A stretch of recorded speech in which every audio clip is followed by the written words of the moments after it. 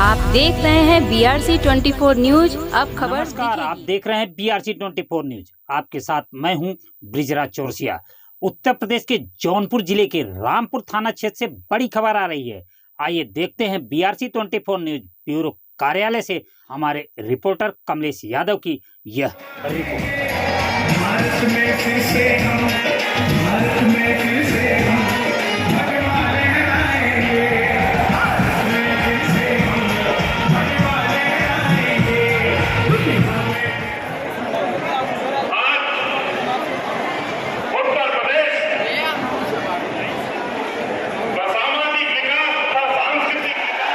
भारत माता की, भारत माता की, वंदे वंदे वंदे।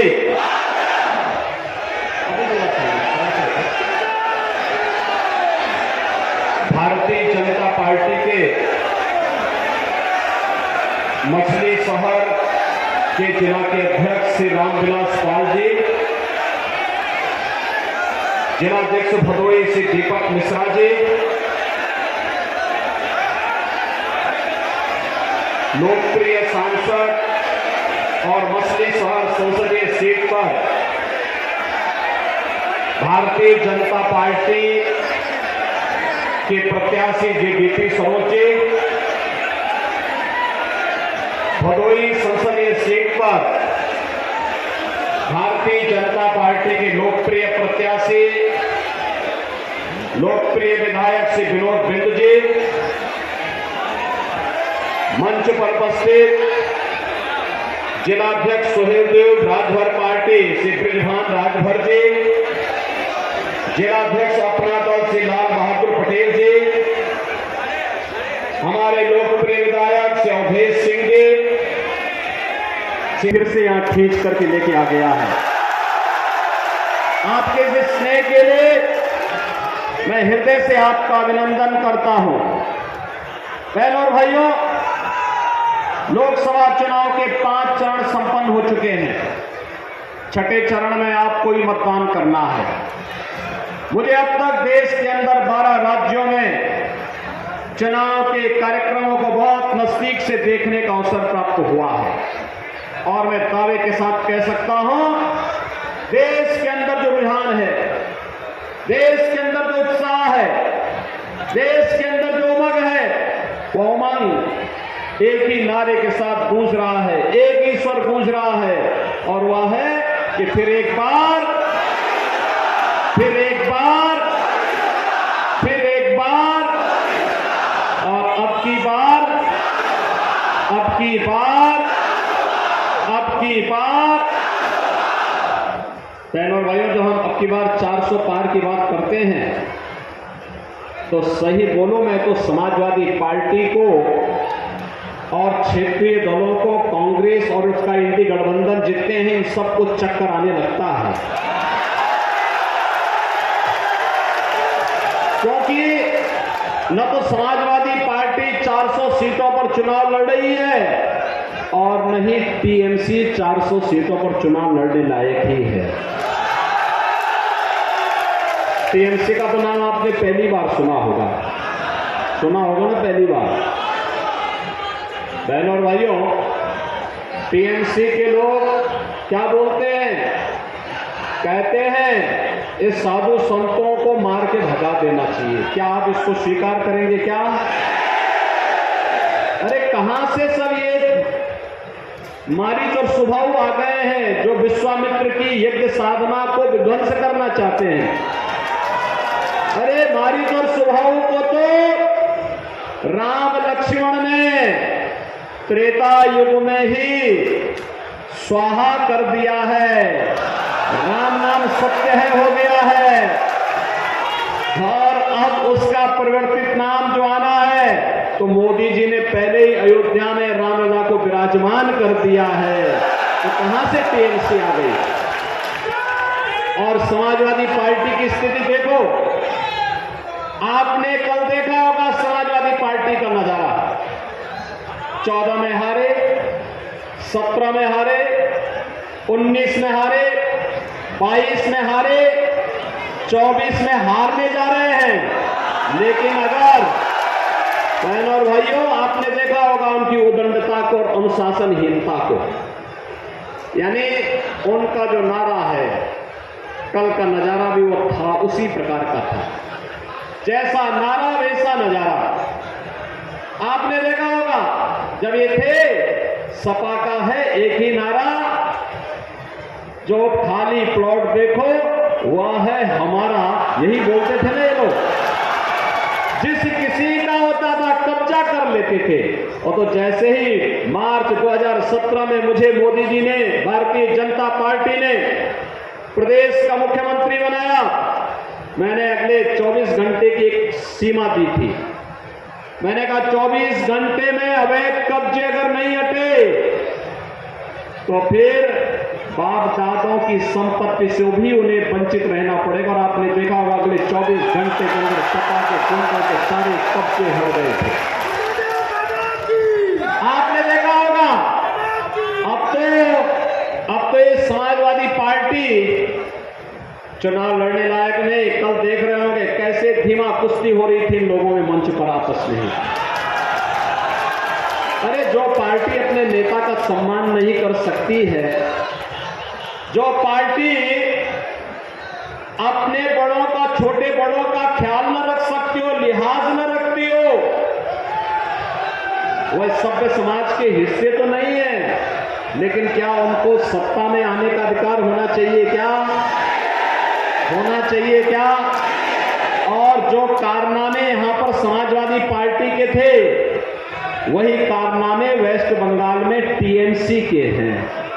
उसी का परिवर्तित रूप है। अंतर कुछ केवल नाम का अंतर है, कारनामे दोनों का एक जैसे हैं, एक ही जैसे हैं। और इसीलिए तो इन सबके डीएनए कांग्रेस से मिलता जुलता है, कांग्रेस से मिलता जुलता है। बहनों और भाइयों, ये लोग कहते हैं कैसे आएगा 400 सीट, तो जनता जवाब दे देती है। और जनता का जवाब बड़ा जोरदार होता है। जनता क्या कहती है? उनसे कहती है चाहे जितना जोर लगा लो, आएंगे तो और जीतेंगे भी मोदी ही। वो बोलते कैसे? वो कहते हैं इसलिए क्योंकि जो राम को लाए हैं, जो राम को लाए हैं, दोनों आप जाके बोलो, जो राम को लाए हैं, जो राम को लाए हैं। बहनों और भाइयों, जो राम को लाए हैं हम उनको लाएंगे। जनता का स्वर पूरे देश के अंदर गूंज रहा है। जम्मू कश्मीर से लेकर के कन्याकुमारी तक, इधर अरुणाचल प्रदेश से लेकर के द्वारकापुरी तक, जहां तक आप देखो चारों ओर जनता जनार्दन एक स्वर में बोल रही है, एक स्वर में बोल रही है। तो 400 पार तो 4 जून को होना ही होना है, कोई संदेह अब नहीं रह गया है। मैं तो आज केवल एक औपचारिकता पूर्ण करने के लिए आपके बीच में आया हूं। और बहनों भाइयों, औपचारिकता ये चुनाव अब छठे चरण में पहुंच चुका है। आपको छठे चरण में 25 मई को मतदान करना है। दो पक्ष साफ साफ आ रहे हैं। एक पक्ष राम भक्तों का है, एक राम द्रोहियों का है। आप देखते होंगे ये जितने रामद्रोही हैं, नाम अलग अलग है, लेकिन काम सबका एक ही है कि राम का विरोध करना।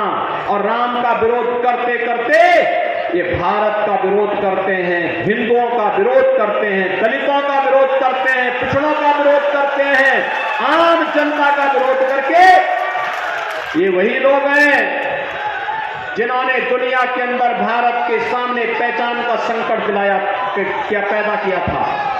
ये वही लोग हैं जो देश की सुरक्षा में सेंध लगाते हैं।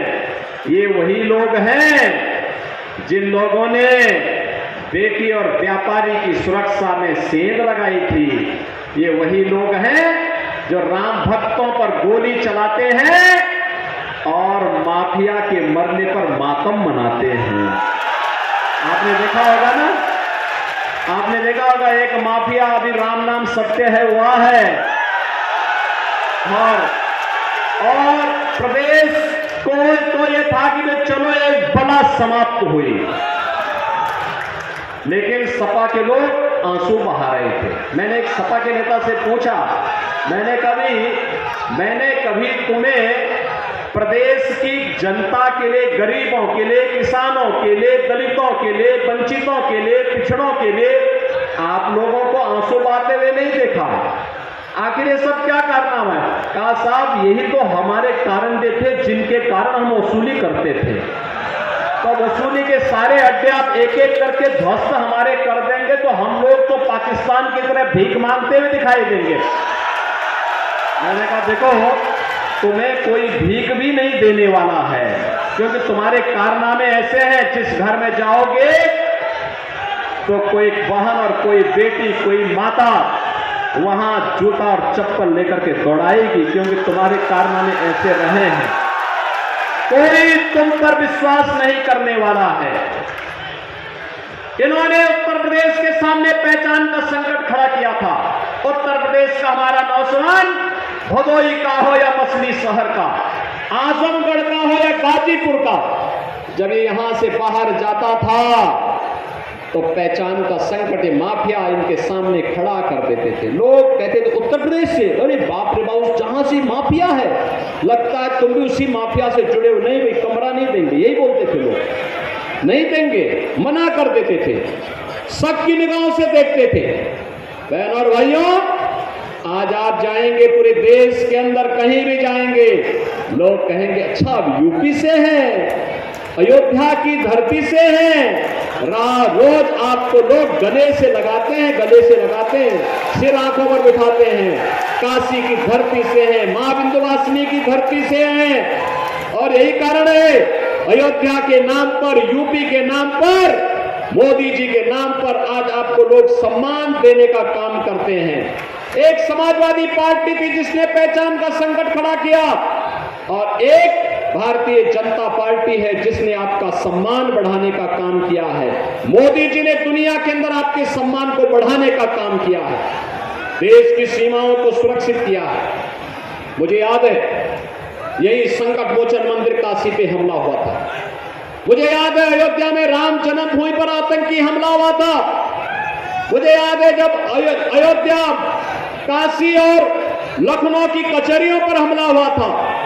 बहनों और भाइयों, देश के अंदर अनेक विस्फोट हुए, और जब भी हम लोग बोलते थे, कांग्रेस की सरकार से, समाजवादी पार्टी की सरकार से कहते थे भाई आतंकवादियों के खिलाफ कार्रवाई करो, तो ये कहते थे आतंकवादी तो सीमा पार के हैं। सीमा पार?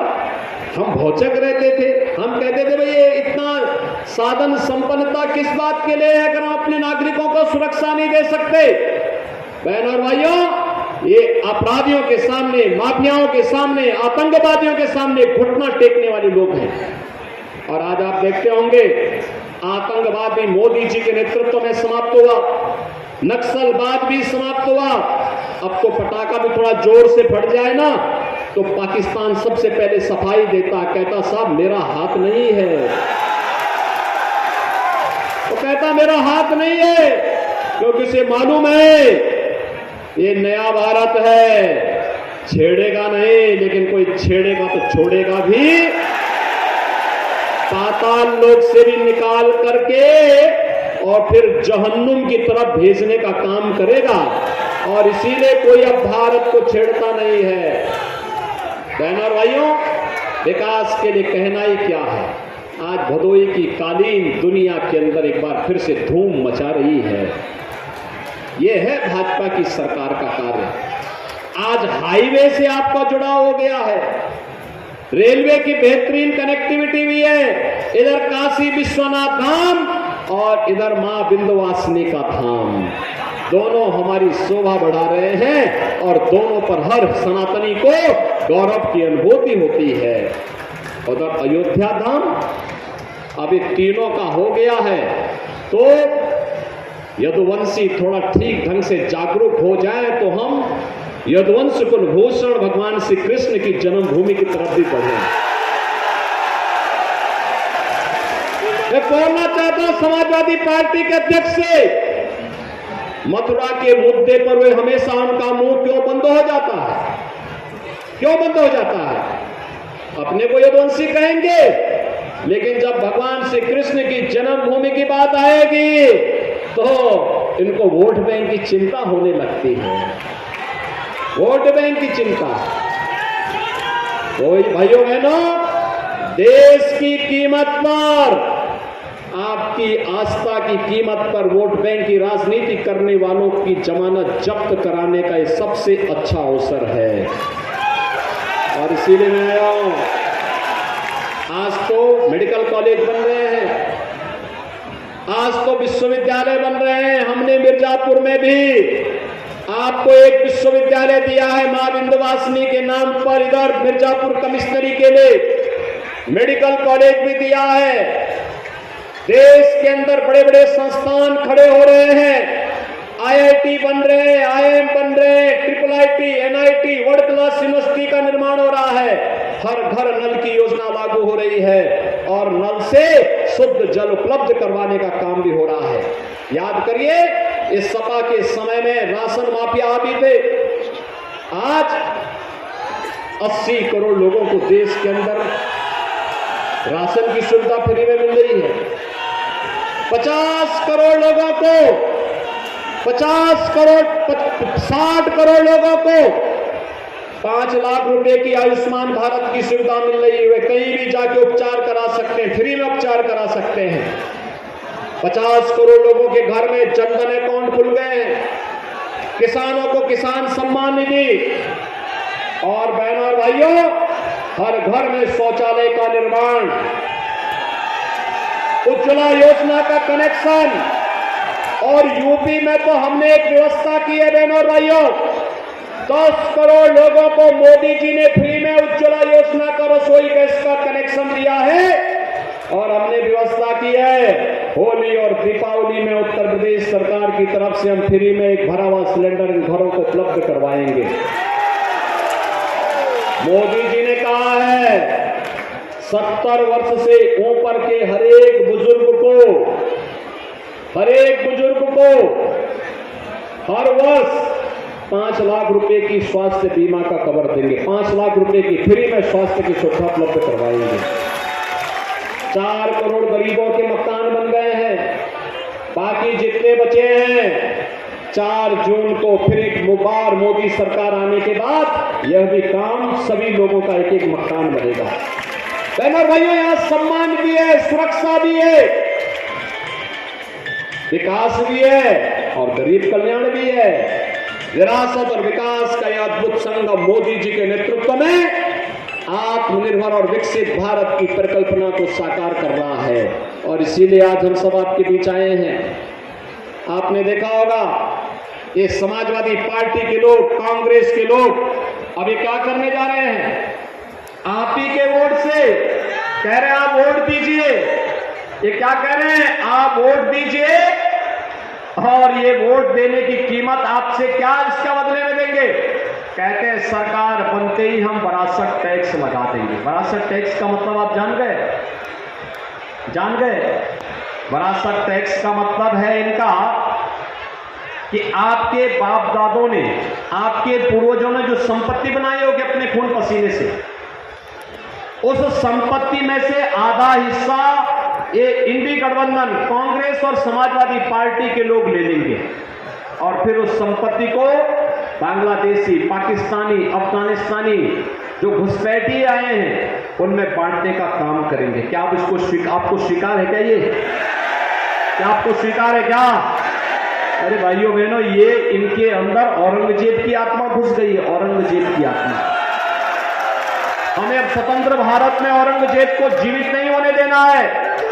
ये जितने मंदिर हमारे तोड़े गए, चाहे वह काशी में काशी विश्वनाथ का मंदिर हो, चाहे वह मथुरा में भगवान श्री कृष्ण का मंदिर हो, ये सभी दुर्दांत औरंगजेब ने तोड़े थे। और केवल मंदिर ही नहीं तोड़े, उसने सत्ता पे कब्जा करने के लिए पहले अपने भाई की हत्या की, फिर आगरा का ताजमहल बनाने वाले शाहजहां ही उसके पिता थे, अपने पिता को उसने कैद किया और शाहजहां ने कहा था आपको किसी को पढ़ना है तो खुदा वक्त लाइब्रेरी पटना में जा करके पढ़िए। वह लाइब्रेरी क्या कहती है? वहां पे वो कहता है, शाहजहां कहता है, औरंगजेब को कोसते हुए कहता है कि कमबख्त तुझ जैसा पुत्र किसी को पैदा न हो, तो जीते जी मुझे प्यासा मारा है, तुझसे अच्छा तो वह हिंदू है जो कम से कम जीते जी अपने बड़ों को सम्मान करके उनकी देखभाल करता है और मरने के बाद भी अपने पितरों को तर्पण और श्राद्ध का कर्म संपन्न करके जल का तर्पण देता है। बहनों और भाइयों, ये औरंगजेब की आत्मा इनके मैनिफेस्टो में घुस चुकी है, कांग्रेस और समाजवादी पार्टी के, टीएमसी के। इसीलिए टीएमसी साधु संतों को धमकी देती है। टीएमसी समाजवादी पार्टी और कांग्रेस के साथ गठबंधन करती है और इधर टीएमसी धमकी है जैसे कोई मारीच और सुबाहु आ गया हो, और इधर समाजवादी पार्टी आ रही, समाजवादी पार्टी लड़ने का काम कर रही है। लेकिन इनको चारों खाने चित्त होना ही होना है।